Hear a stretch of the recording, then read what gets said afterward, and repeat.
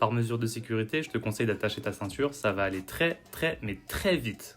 Breaker 1 minute, j'entre en position de vente juste avant l'ouverture du marché action. On est lundi, on a cassé l'all-time high en créant un nouveau ATH, ce qui laisse de la liquidité créée pendant le pré-market. Tout le monde est haussier pour cette session, moi je suis baissier pour récupérer cette liquidité. Bas de l'onde dans le viseur, allez let's go. Comme tu peux le voir, depuis l'ouverture du marché action, le prix est très énervé et très volatile. J'aimerais vraiment pas être un acheteur dans ces conditions de marché. Et voilà, 38 points encaissés.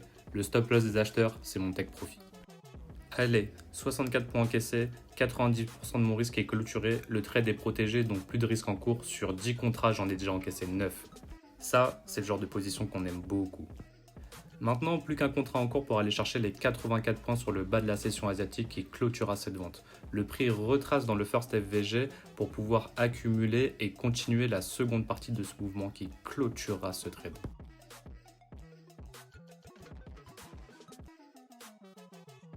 Maintenant que le prix a retracé dans le first FVG de l'ouverture du marché action, on va pouvoir clôturer ce trade sur l'Asian Range Low. Allez, c'est parti, let's go!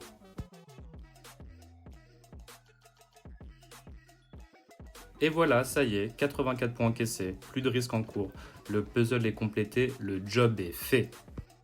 Et ça en seulement 23 minutes. C'est le genre de mouvement volatile que j'adore scalper. Dans le jargon, on appelle ça un in and out. Je suis rentré, j'ai profité de la volatilité, je me suis payé à chaque obstacle au prix, j'ai clôturé mon trade. Merci, au revoir, la journée est terminée. Et comme tu le sais, cette exécution, c'est pas juste une exécution, c'est le fruit d'une analyse technique en higher time frame qui m'a permis de comprendre les conditions de marché dans lesquelles j'évoluais et de capitaliser toujours dans un timing clé parce que je te le rappelle, c'est le temps qui définit le prix et pas l'inverse.